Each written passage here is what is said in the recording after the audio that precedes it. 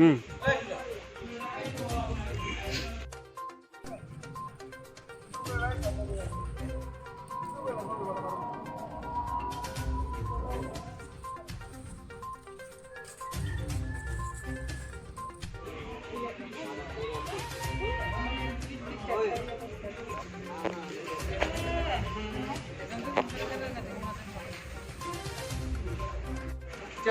শুনে এলাকার কিছু মানুষ ওনাদের বাড়িতে যায়। বাড়িতে যাওয়ার পর দেখে বাইগুলির হাতে লাঠি নিয়ে বাইরে দাঁড়িয়ে আছে এবং ওনার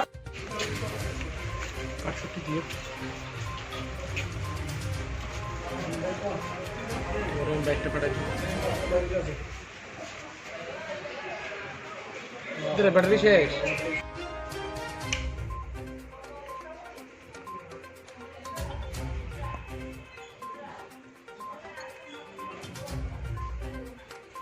আক্রমণ করে তাদের বিরুদ্ধে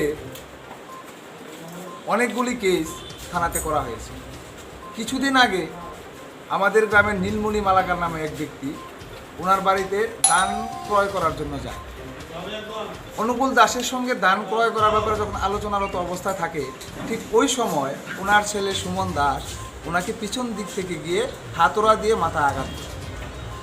আমরা এর পরিপ্রেক্ষিতে থানায় দ্বারস্থ হই। ওই ফ্যামিলি থানায় দ্বারস্থ হওয়ার পরে থানা থেকে আমাদেরকে বলা হয়েছে যে তো মানসিক ভারসাম্যহীন কী করা যাবে, এটা আপনারা মীমাংসা করে নিন। এইরকম বহু কেস, বহু ঘটনা ওনারা এই এলাকায় সংগঠিত করেছে। এলাকার মানুষ তাদের এই কর্মকাণ্ডে, অনুকূল দাসের ফ্যামিলির কর্মকাণ্ডে অতিষ্ঠ হয়ে পড়েছে। আজকে গত 21 তারিখ পীযূষ দাস নামে এক ব্যক্তিকে ওনারা রাস্তায় আটকে বাড়ির সামনে মারধর করে পুরা ফ্যামিলি। ওনার দোষ হচ্ছে অনুকূল দাসের বড় ছেলে বাজারে মদ খেয়ে বাজারে ব্যবসায়ীদেরকে গালিগালাজ করতেছিল। ওই সময় পীযূষ দাস ওনাকে বলছিল যে আপনি এখান থেকে তুই তাড়াতাড়ি বাড়িতে যা। বলার পর ওই ছেলেটা বাড়িতে চলে যায়। এই কথা কেন বলল, তার জন্য পীযূষ দাসকে বাড়ির সামনে রাস্তায় ফেলে মা, বাবা এবং 4 ভাই সবাই মিলে ওনাকে লাঠি সুটা দিয়ে আঘাত করে। এই ব্যাপারটাও আমরা থানাকে অবগত করাই। থানা ঠিক আগের মতো আমাকে থানা থেকে বলা হয় যে হ্যাঁ তো পাগল কিতা করবো কন, এই কথা কইয়া থানা থেকে জানিয়ে দেওয়া হয় আমাদের। পরবর্তী সময় পীযূষ দাসও নিজেও ওনাদেরকে পাগল বলে আর কোনো এফআইআর করেনি। ওই দিন রাতে ওদের বাড়িতে হঠাৎ চেঁচামেচি শুনে এলাকার কিছু মানুষ ওনাদের বাড়িতে যায়। বাড়িতে যাওয়ার পর দেখে বাইগুলির হাতে লাঠি নিয়ে বাইরে দাঁড়িয়ে আছে এবং ওনার বাবা অনুকূল দাস এবং ওনার মা সম্ভবত পূর্ণিমা দাস তারা মাটিতে পড়ে আছে এবং মাথা দিয়ে রক্ত বেরোচ্ছে। ওদের লাঠিসুটা হাতে দেখে গ্রামবাসীরা কেউ সামনে এগোয়নি। না গিয়ে গ্রামবাসীরা থানাকে ইনফর্ম করে এবং থানায় গিয়ে ওইখান থেকে ওর মা বাবাকে রিসিভ করে এনে খোয়াই থানাতে অ্যাডমিট করায়। পরবর্তী সময় খোয়াই থানা থেকে রেফার করে জিবিতে প্রেরণ করা হয়। ঠিক এরপর দিন দেখা যায় এই থানারই এসআই সইফুদ্দিন উনি আমাদের এলাকাতে যায়, গিয়ে বলে যে আমাদের এলাকার 7 জন ব্যক্তি মিটন মালাকার, পরিমল দেব, সুমন ঘোষ, পীযূষ দাস, ভক্ত মালাকার, প্রদীপ মালাকার না, তাদের বিরুদ্ধে নাকি ওনারা এফআইআর করেছেন। এফআইআরে লিখেছেন যে এই ব্যক্তিরা রাতে ওনার বাড়িতে এসে ওনাকে আক্রমণ করা হয়। ওনার ছেলে কেস করেছে যে আমার বাবা এবং মাকে মাথা ফাটিয়ে দেয় এবং আমাদের ঘরে ঢুকে 4 ভরি স্বর্ণালঙ্কার চুরি করে নিয়ে যায় এবং আমার মাকে মাথা ফাটানোর পর শ্লীলতাহানি করা হয়। এরকম একটা কেস ওনারা কপি খোয়াই থানাতে দিয়েছেন। তার পরিপ্রেক্ষিতে খোয়াই থানার শ্রদ্ধেয় সইফুদ্দিন মহাশয় আমাদের এলাকাতে ওই ছেলেদের বিরুদ্ধে আইনি ব্যবস্থা নিতে শুরু করে। এই খবর যখন এলাকার মধ্যে চড়াও হয়, এলাকাবাসীরা ক্ষুব্ধ হয়ে সবাই একত্রিত হয়ে বলছে যে না, আমরা থানাতে যাব, থানাতে গিয়ে দেখব একজন মানসিক ভারসাম্যহীন যারা বিগত দিন ধরে এই এলাকায় ত্রাস সৃষ্টি করে রেখেছে তাদের কথায় কীভাবে থানা বাবুরা এই এলাকার সাধারণ ছেলেদের নামে আইনি ব্যবস্থা গ্রহণ করে। এই বিষয়টা আমরা জানার জন্য আমরা খোয়াই থানাতে এসেছি। আমরা সম্পূর্ণ বিষয়, ওদের যেই কর্মকাণ্ড, সেই বিষয়গুলি উল্লেখ করে একটা প্রতিলিপি থানাবাবুর কাছে দিয়েছি। ওনারা আমাদেরকে আশ্বস্ত করেছেন যে আমরা বিষয়টা সম্পূর্ণভাবে জানি না। আজকে আমরা আপনাদের আশায় আমরা সম্পূর্ণ বিষয়টা জেনেছি। আমরা আপনাদের এই যেই ছেলেগুলির নামে এফআইআর করা হয়েছে তাদের যেন কোনো ধরনের শাস্তি না হয় সেই দিকে লক্ষ্য রেখে আমাদের ইনভেস্টিগেশন করব এবং আপনারাও আমাদেরকে সহযোগিতা করবেন এই ধরনের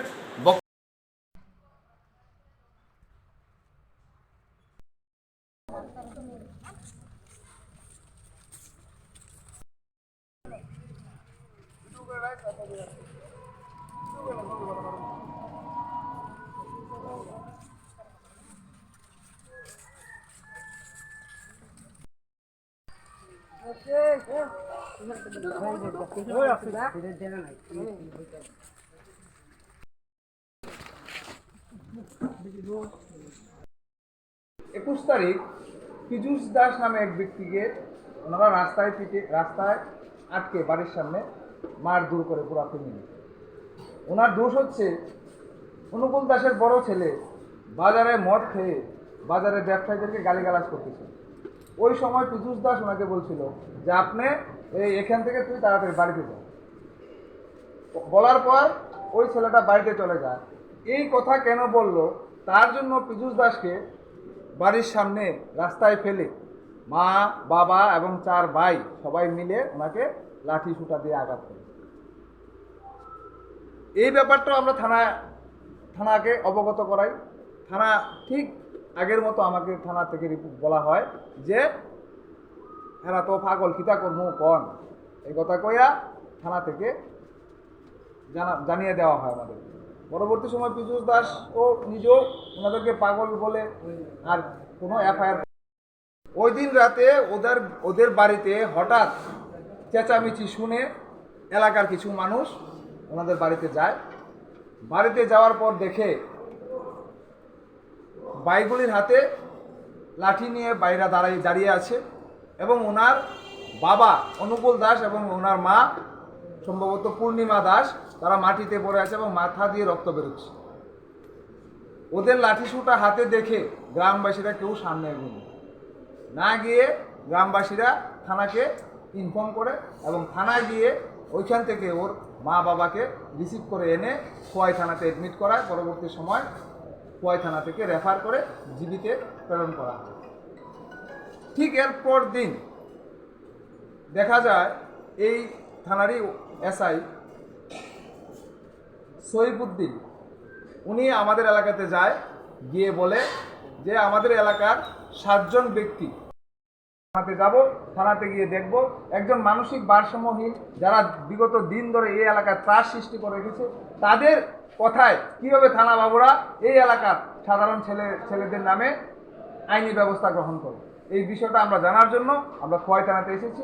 আমরা সম্পূর্ণ বিষয়, ওদের যেই কর্মকাণ্ড, সেই বিষয়গুলি উল্লেখ করে একটা প্রতিলিপি থানাবাবুর কাছে দিয়েছি এবং ওনারা আমাদেরকে আশ্বস্ত করেছেন যে আমরা বিষয়টা সম্পূর্ণভাবে জানি না। আজকে আমরা আপনাদের আশায় আমরা সম্পূর্ণ বিষয়টা জেনেছি। আমরা আপনাদের এই যেই ছেলেগুলির নামে এফআইআর করা হয়েছে তাদের যেন কোনো ধরনের শাস্তি না হয় সেই দিকে লক্ষ্য রেখে আমাদের ইনভেস্টিগেশন করব এবং আপনারাও আমাদেরকে সহযোগিতা করবেন। এই ধরনের বক্তব্য আমাদের থানাবাবু আমাদেরকে বলেছেন। আমরা থানাবাবুর কথা আশ্বস্ত হয়েছি এবং আমরা নিশ্চিত যে আমাদের এই ছেলেগুলির আগামী দিন তাদের বিরুদ্ধে কোনো আইনি ব্যবস্থা হবে না। পরিমল দেব, সুমন ঘোষ, পীযূষ দাস, ভক্ত মালাকার, প্রদীপ মালাকার, তাদের বিরুদ্ধে নাকি ওনারা এফআইআর করেছেন। এফআইআরে লিখেছেন যে এই ব্যক্তিরা রাতে ওনার বাড়িতে এসে ওনাকে আক্রমণ করা হয়। ওনার ছেলে কেস করেছে যে আমার বাবা এবং মাকে মাথা ফাটিয়ে দেয় এবং আমাদের ঘরে ঢুকে 4 ভরি স্বর্ণালঙ্কার চুরি করে নিয়ে যায় এবং আমার মাকে মাথা ফাটানোর পর শ্লীলতাহানি করা হয়। এরকম একটা কেস ওনারা কপি খোয়াই থানাতে দিয়েছেন। তার পরিপ্রেক্ষিতে খোয়াই থানার সত্ত্বেও সহিবুদ্দিন মহাশয় আমাদের এলাকাতে ওই ছেলেদের বিরুদ্ধে আইনি ব্যবস্থা নিতে শুরু করে। এই খবর যখন এলাকার মধ্যে চড়াও হয়, এলাকাবাসীরা ক্ষুব্ধ হয়ে তাদের বিরুদ্ধে অনেকগুলি কেস থানাতে করা হয়েছে। কিছুদিন আগে আমাদের গ্রামের নীলমণি মালাকার নামে এক ব্যক্তি ওনার বাড়িতে ধান ক্রয় করার জন্য যায়। অনুকূল দাসের সঙ্গে ধান ক্রয় করার ব্যাপারে যখন আলোচনারত অবস্থা থাকে, ঠিক ওই সময় ওনার ছেলে সুমন দাস ওনাকে পিছন দিক থেকে গিয়ে হাতুড়া দিয়ে মাথায় আঘাত করে। আমরা এর পরিপ্রেক্ষিতে থানায় দ্বারস্থ হই, ওই ফ্যামিলি থানায় দ্বারস্থ হয়। হওয়ার পরে থানা থেকে আমাদেরকে বলা হয়েছে যে মানসিক ভারসাম্যহীন, কী করা যাবে, এটা আপনারা মীমাংসা করে নিন। এইরকম বহু কেস, বহু ঘটনা ওনারা এই এলাকায় সংগঠিত করেছে। এলাকার মানুষ তাদের এই কর্মকাণ্ডে, অনুকূল দাসের ফ্যামিলির কর্মকাণ্ডে অতিষ্ঠ হয়ে পড়েছে। 22 তারিখে একটা ঘটনা হয়েছিল লালটিলাতে। ওই ঘটনামূলে একটা কেস রেজিস্টার হয়েছিল খোয়াই থানায়। তো 6 জনের বিরুদ্ধে একটা এফআইআর করা হয়েছিল। তো এই জন্য তারা এই থানাতে আজকে এসেছিল, ডেপুটেশন। তারা এখন কি চাইছে? তারা চাইছে যে তারা যে জানতে চাইছে যে কী কারণে একটা ফলস কমপ্লেন করা হয়েছে, কী কারণে এটা এফআইআর ড্র করে। কিন্তু এটা তো নেচার অফ ইঞ্জুরি তো খুব সিরিয়াস। যে লোকটা মার খাইছে, এই লোকটা খুব সিরিয়াস ইঞ্জুরি, এটা আমরা জানি। যার জন্য আমরা এই এফআইআরটা আমরা এই মামলাটা আমরা নিয়ে নিয়েছি। এখন তারা কাদের কাস্টডিতে আছে? 6জনের বিরুদ্ধে আমরা নোটিশ দিব। 41 আমরা নোটিশ দিব। নোটিশ মূল্যে তারা আমাদের আইনের কাছে তারা অ্যাপিয়ারেন্স হইব। এরপরে তাদেরকে যা আইনে যা আছে তাদের কি দাবি, কোনো রকমের যাতে কেস রেজিস্টার করা না হয় 6 জনের বিরুদ্ধে? না, এটা তো হয়ে গেছে, এটা তো কোনোভাবে হবে না। এটা তো যা হয়ে গেছে তো হয়ে গেছে। ইনভেস্টিগেশন যা হইবে তারপরে দেখা যাবে। এবং তার দাবি কি? অ্যাকচুয়ালি ওই দিন 22 তারিখে একটা ঘটনা হয়েছিল লালটিলাতে। ওই ঘটনার মূলে একটা কেস রেজিস্টার হয়েছিল খোয়াই থানায়। তো 6 জনের বিরুদ্ধে একটা এফআইআর করা হয়েছিল। তো এই জন্য তারা থানাতে আজকে এসেছিল। তারা এখন কি চাইছে? তারা চাইছে যে তারা যে জানতে চাইছে যে কী কারণে একটা ফলস কমপ্লেন করা হয়েছে, কী কারণে এটা এফআইআর ড্র করা। কিন্তু এটা তো নেচার অফ ইঞ্জুরি তো খুব সিরিয়াস। যে লোকটা মার খাইছে, এই লোকটা খুব সিরিয়াস ইঞ্জুরি, এটা আমরা জানি। যার জন্য আমরা এই এফআইআরটা আমরা এই মামলাটা আমরা নিয়ে নিয়েছি। এখন তারা কাদের কাস্টডিতে আছে? 6জন। নোটিশ দিব। 41 আমরা নোটিশ দিব।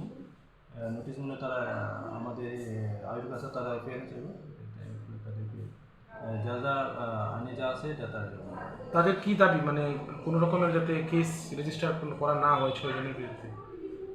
না, এটা তো কোনোভাবে হবে না। এটা তো যা হয়ে গেছে তো হয়ে গেছে। ইনভেস্টিগেশন যা হইবে তারপরে দেখা যাবে।